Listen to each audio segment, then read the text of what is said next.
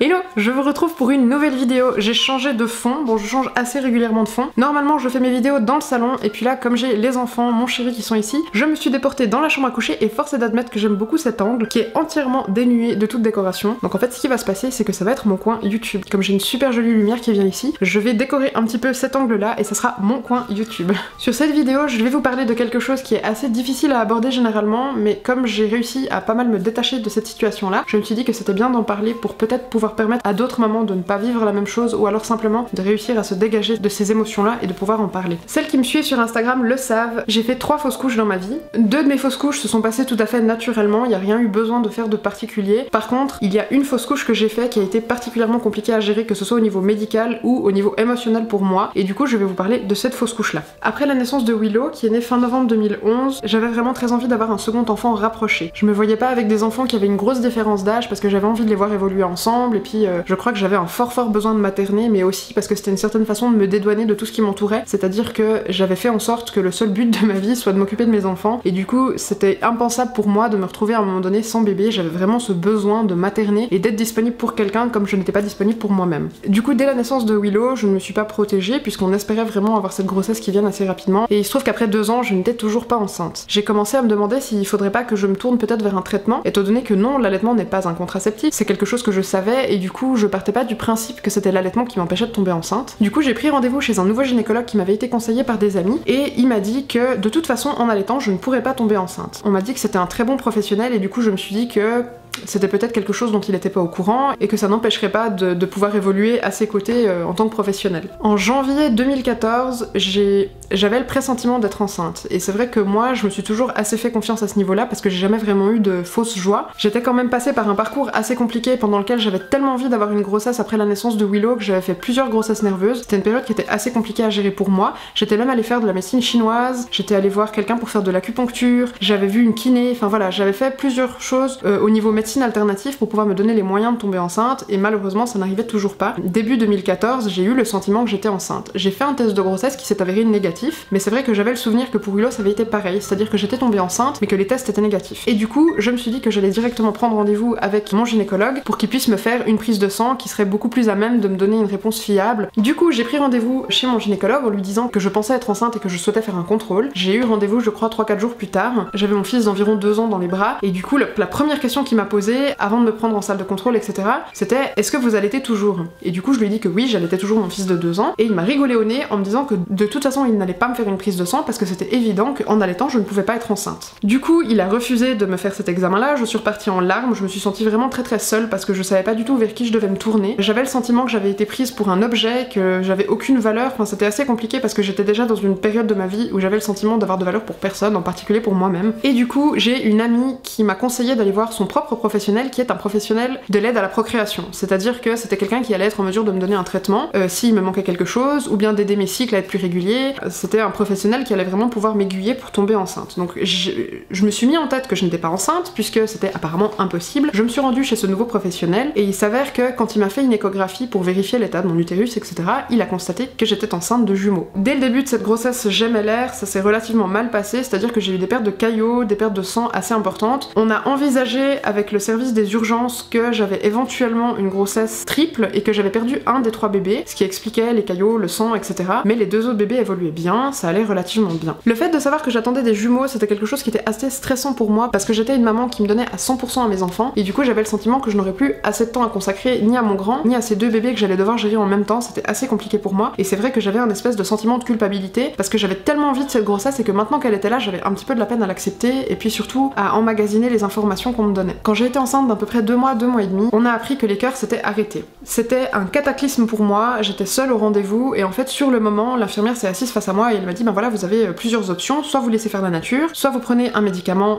pour éliminer cette grossesse, soit alors vous passez sur la table d'opération et on vous fait un curetage sous anesthésie générale. J'ai demandé si c'était possible d'avoir quelques jours de réflexion, elle m'a dit que oui, et en fait ce qui s'est passé c'est que le lendemain je continuais à perdre énormément de sang, et du coup j'ai recontacté l'hôpital pour leur dire que finalement il fallait quand même passer par les médicaments. Je voulais faire ces démarches là avec mon propre gynécologue, le problème c'est qu'il était en vacances à ce moment-là et il n'allait pas revenir avant 2 semaines. Du coup, comme j'avais quand même le sentiment que la situation était relativement urgente, j'ai pas eu le cœur d'attendre qu'il rentre et j'ai préféré faire confiance aux professionnels de la santé des urgences de la maternité la plus proche de chez moi. Du coup, ils m'ont donné le fameux Cytotec que je vous déconseille fortement de prendre si vous avez d'autres options qui vous sont proposées parce que c'est un médicament qui est horrible, qui est vraiment dévastateur sur le corps. Et on m'a dit de le prendre sur 10 jours. Je sais pas exactement comment se passent les doses généralement parce qu'il me semble que certaines personnes ont dû prendre une seule dose, enfin voilà. Moi j'ai dû le prendre sur 10 jours. Et du coup, c'est 10 jours que j'ai passé entièrement allongée sur mon canapé. J'étais incapable de me déplacer, j'étais incapable de faire à manger, j'étais incapable même d'aller aux toilettes. J'avais mal au ventre, j'avais l'impression que je me disloquais de l'intérieur, vraiment c'était des douleurs insupportables. Et avec ça, je devais gérer mon fils Willow qui avait 2 ans et qui avait vraiment besoin de ma présence. On était d'ailleurs très fusionnels tous les deux. Et du coup, c'était hyper compliqué parce que je pouvais pas jouer avec lui, je pouvais pas faire des activités avec lui, l'entourer comme il le méritait. J'avais vraiment ce sentiment de culpabilité qui grossissait en moi et en même temps, j'avais vraiment énormément de peine à accepter la perte de ces bébés. C'était quelque chose qui était dramatique pour moi et j'arrivais pas à admettre que leur cœur s'était arrêté. Pour moi, c'était une erreur médicale. Et du coup, prendre ces médicaments, c'était vraiment difficile parce que psychologiquement, j'avais le sentiment que c'était moi qui étais en train de tuer ces bébés. Et je savais que d'ici quelques jours, j'allais perdre ces bébés aux toilettes ou même à l'intérieur de ma culotte. Enfin, c'était vraiment quelque chose qui me dérangeait profondément, qui me mettait très mal à l'aise. J'avais pas envie de cette situation-là. J'avais envie de pouvoir respecter cette grossesse-là et de pouvoir me respecter moi parce que j'avais vraiment le sentiment d'être un espèce d'animal de laboratoire. Enfin, c'était assez difficile. Et du coup, j'ai pris ces médicaments. Je me suis vidée de mon sang. J'étais très mal. Je faisais des malaises constamment. J'étais incapable de travailler. J'étais incapable de faire quoi que ce soit. Et du coup, j'ai appelé les urgences pour leur demander si c'était normal. Et ils m'ont dit de venir faire un contrôle. Je suis allée faire un contrôle. Ils ont fait une échographie. Je crois que c'était après 6 jours de prise du médicament. Et ils ont constaté que le sac était toujours là avec les 2 bébés à l'intérieur, que ça n'avait absolument rien fait évoluer. J'avais un décollement du placenta qui était quand même assez important, mais ça s'arrêtait là. Et du coup, ils ont dit que c'était peut-être préférable, vu mon état, de faire une opération, donc de faire un curetage sous anesthésie générale. J'ai tout fait pour que je puisse continuer à allaiter mon fils, c'est-à-dire que j'ai refusé qu'ils fassent une anesthésie générale s'ils n'étaient pas en mesure de me promettre que je pourrais allaiter mon fils après. Et du coup, j'ai eu rendez-vous, je crois, le lendemain ou le surlendemain pour faire ce curetage. Ils m'ont mis dans une chambre où j'ai passé pas mal de temps toute seule, où j'ai pas eu le droit de manger, j'étais à jeun. J'avais le sentiment d'être vraiment comme un animal. J'étais toute seule dans une minuscule chambre, il y avait une toute petite fenêtre, tout était gris. J'entendais des femmes avec des bébés dans les pièces d'à côté, j'entendais des bébés pleurer, j'entendais des bébés réclamer à téter. Et moi, ça, c'est un pleur de bébé que je connais particulièrement bien parce que j'allaitais encore mon fils à ce moment-là. Instinctivement, c'est clair que tout mon corps appelait ce bébé que j'allais pas pouvoir avoir et c'était quelque chose d'horrible à vivre pour moi. Ils m'ont emmenée en salle d'opération. Je me rappelle exactement de la vue que j'avais depuis mon lit. C'était horrible parce que en fait, c'était exactement la même vue que j'avais eue pour l'accouchement de mon fils. C'est-à-dire que j'ai accouché dans le même hôpital, mais 1 ou 2 étages plus haut. Depuis le lit où j'étais, j'avais exactement la même vue que celle que j'ai eue quand j'ai accouché de mon fils. Et c'était très difficile parce que j'avais le sentiment que j'allais donner la mort au lieu de donner la vie. Ils m'ont fait ce curetage, ils m'ont emmené en salle de réveil. En salle de réveil, j'ai eu le droit d'allaiter mon fils. Je vous en ai parlé, je crois, dans une autre vidéo. Et ensuite, je suis retournée en chambre et moi, j'avais besoin d'être rassurée. Du coup, j'ai demandé à ce qu'ils me fassent une échographie. Ils m'ont dit, ne vous inquiétez pas, après l'opération, on vous a fait une échographie, tout est parti. Du coup, je me suis dit, très bien, je vais partir comme ça. Je suis rentrée chez moi, je continuais à avoir pas mal de saignements. Encore 1 semaine, 2 semaines après, je continuais vraiment à saigner. Et j'avais un contrôle où je devais me rendre 1 mois après chez mon propre gynécologue, qui était un contrôle postpartum, où on devait aller vérifier que tout était bien remis en place, que je pouvais sans souci continuer ma petite vie tranquillement et éventuellement renquiller avec une autre grossesse. Et du coup, après 2 semaines, comme je me sentais vraiment mal, j'ai voulu prendre rendez-vous chez mon gynécologue qui n'avait pas de place dans l'urgence. C'est vrai que c'est un gynécologue qui est super pris et qui est d'ailleurs très loin de chez moi. Et du coup, je suis retournée aux urgences, je leur ai dit, voilà, je me sens pas bien, je me vide de mon sang, j'ai l'impression qu'il y a quelque chose qui ne se passe pas bien. Ils ne m'ont pas fait d'échographie, par contre, ils m'ont redonné du Cytotec à prendre, je crois, sur une durée un petit peu moindre, en me disant, voilà, je pense qu'il reste un petit caillot, un petit quelque chose qui est bloqué. Du coup, ce que vous allez faire, c'est que vous allez prendre ce Cytotec qui va éliminer vraiment tout ce qui est à l'intérieur, tous les restes de cette grossesse, et ensuite, normalement, ça devrait aller. De toute façon, vous avez votre rendez-vous postpartum dans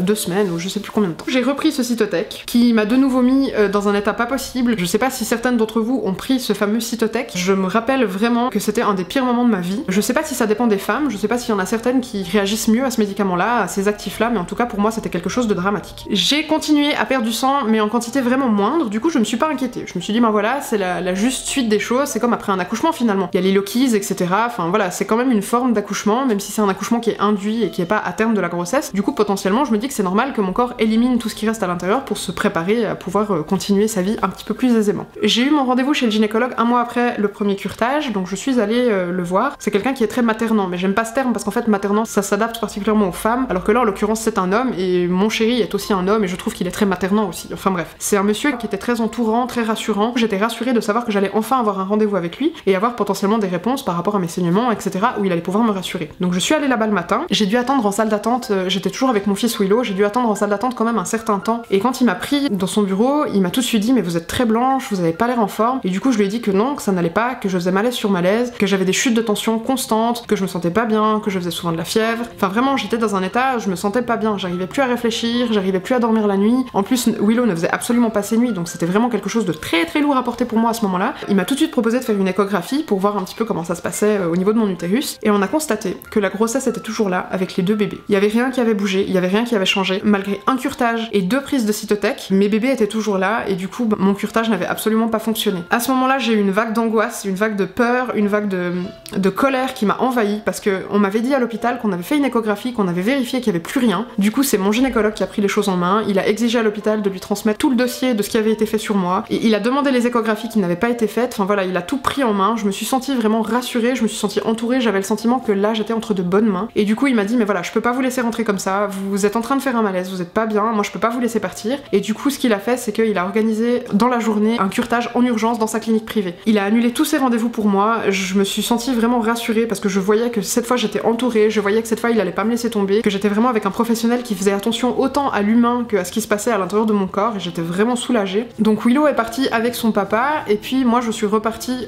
en salle d'opération, mais du coup dans cette clinique privée où tout a été très différent, parce que là j'avais le sentiment d'avoir de la valeur en tant qu'être humain, donc c'était vraiment quelque chose de très différent par rapport à ce que j'avais vécu avant. J'ai été réveillée, ensuite on m'a ramenée en chambre, j'ai pu manger, j'ai pu boire, le gynécologue est venu voir comment j'allais, tout a été fait pour me rassurer et pour que je me sente entourée. Le papa de Willow est revenu avec Willow dans la chambre, Willow a d'ailleurs vomi sur la secrétaire tellement il avait je pense d'émotions à l'intérieur de lui qu'il n'arrivait pas à évacuer, parce que c'est vrai que quand on est particulièrement fusionnel avec son enfant, en sachant que les enfants sont vraiment des éponges à émotions, je pense que Willow avait beaucoup à porter sur ses épaules à ce moment-là. Je l'ai allaité en chambre, je me rappelle d'avoir pu vraiment reprendre mes repères avec lui, et ça c'est quelque chose qui m'a fait beaucoup de bien, de pas me retrouver juste seule, livrée à moi-même, sans personne pour m'entourer, sans pouvoir discuter de ça avec qui que ce soit, parce qu'à ce moment-là internet c'était pas ce qui me passionnait le plus, et c'est vrai que du coup, que ce soit dans la vie réelle ou alors sur internet, j'étais pas très entourée. Voilà, ce qui s'est passé ensuite, c'est que mon gynécologue m'a interdit de tomber enceinte dans les 6 mois, parce que mon utérus était vraiment dans un état assez pitoyable, mais moi j'avais envie de suivre mon instinct, et du coup je me suis dit que j'allais pas me protéger, et qu'on allait laisser faire la nature, que si mon corps était prêt à recevoir une grossesse, il allait le faire, et que si c'était pas le cas, il allait pas le faire. Surtout que j'ai toujours entendu qu'après une fausse couche, on est beaucoup plus fertile, et ça je crois que c'est quelque chose de vrai, en tout cas c'est quelque chose qui se constate chez moi. Un mois après, au premier cycle suivant, j'étais enceinte. Dès que mon cycle s'est remis en place, je suis tombée enceinte. Donc j'ai même pas eu de retour de couche après ce curetage. Tout de suite, on m'a dit cette grossesse ne va pas tenir, vous êtes irresponsable, ça va pas du tout, votre utérus n'est pas en état, vous n'êtes pas en état, enfin bref voilà. Malgré tout, je me suis accrochée, malgré tout, j'ai continué à allaiter mon fils, et en fait, j'étais persuadée, intérieurement, mais persuadée, que cette grossesse allait arriver à terme. Et Eileen est née 9 mois plus tard.